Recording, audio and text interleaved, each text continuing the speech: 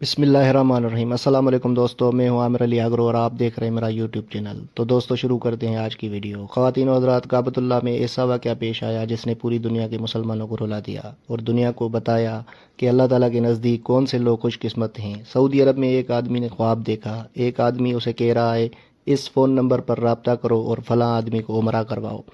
Phone number بڑا واضح تھا۔ وہ نیند سے بیدار ہوا تو اسے خواب اچھی طرح یاد تھا، مگر اس نے وہم جانا اور خواب کو نظر انداز کر دیا۔ 3 ہی دن مسلسل ایک ہی خواب نظر آنے کے بعد وہ محلے کے ایک امام کے پاس گیا، اسے سارا واقعہ بتایا۔ امام صاحب نے کہا اگر نمبر یاد ہے تو اس پہ رابطہ کرو اور اسے عمرہ کرواؤ۔ اگلے روز اس آدمی نے وہ خواب والا نمبر ڈائل کیا۔ جس آدمی نے فون اٹھایا اور ضروری تعارف کے بعد اس نے کہا مجھے خواب میں کہا گیا ہے کہ تمہیں عمرہ کرواؤں، لہذا میں اس نیک کام کی تکمیل کرنا چاہتا ہوں۔ جس آدمی کو اس نے فون کیا وہ زور سے ہنسا اور کہنے لگا کون سے عمرے کی بات کر رہے ہو؟ میں نے تو مدت ہوئی ہے کبھی فرض نماز بھی نہیں ادا کی، اور تم کہتے ہو تم مجھے عمرہ کروانا چاہتے ہو۔ جس شخص نے خواب دیکھا اس نے اصرار کیا اور کہنے لگا اسے سمجھانے لگا کہ میرے بھائی میں تمہیں عمرہ کروانا چاہتا ہوں، سارا خرچ میرا ہوگا۔ خاصی بحث کے بعد اس آدمی نے اس شرط پہ رضامندی ظاہر کی کہ ٹھیک ہے میں تمہارے ساتھ عمرہ کروں گا، مگر تم مجھے واپس ریاض میں میرے گھر لے کر آؤ گے اور تمام تر اخراجات تمہارے ذمہ ہوں گے۔ وقت مقرر پر جب وہ ایک دوسرے کو ملے تو خواب والے آدمی نے دیکھا کہ واقعی وہ شکل و صورت سے ایک اچھا انسان دکھائی نہیں دیتا۔ اس کے چہرے سے واضح عیاں تھا کہ وہ شرابی ہے، نماز بھی کم ہی پڑھتا ہے۔ اسے بڑا تعجب ہوا، یہ وہی شخص ہے جسے عمرہ کروانے کے لیے مجھے خواب میں 3 دفعہ کہا گیا۔ دونوں شخص عمرہ کے لیے مکہ مکرمہ روانہ ہو گئے۔ میقات پر پہنچے تو انہوں نے غسل کر کے احرام باندھا اور حرم شریف کی طرف روانہ ہوئے۔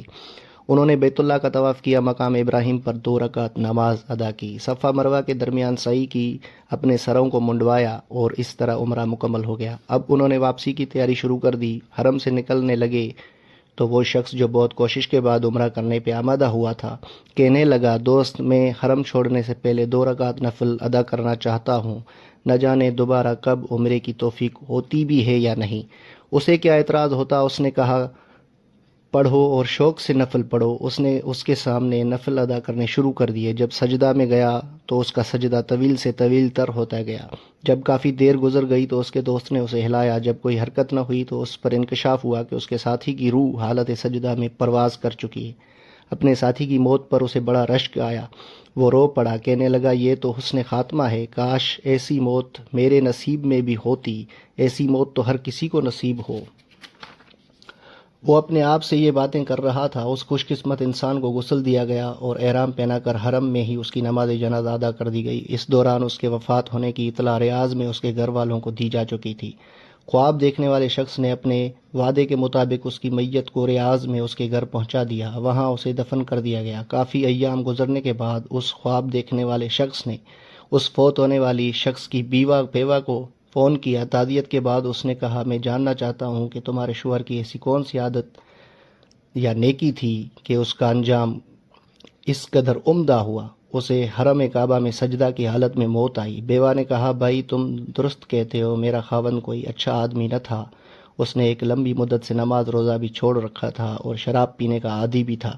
میں نے اس کی کوئی خاص خوبی بیان نہیں کرنی، ہاں مگر اتنا ضرور ہے کہ ہمارے پڑوس میں ایک بیوہ عورت رہتی ہے اور وہ اس کا بہت خیال رکھا کرتا تھا۔ جب بھی وہ بازار سے اپنے لیے سامان لاتا تھا تو وہ اس عورت کے لیے اور ان کے بچوں کے لیے بھی لاتا تھا، تو وہ عورت ان کو دعائیں دیتی تھی کہ اللہ تمہارا خاتمہ بالخیر کرے۔ تو دوستو جو اللہ کا ہو جاتا ہے اللہ بھی اسی کا ہو جاتا ہے۔ السلام علیکم۔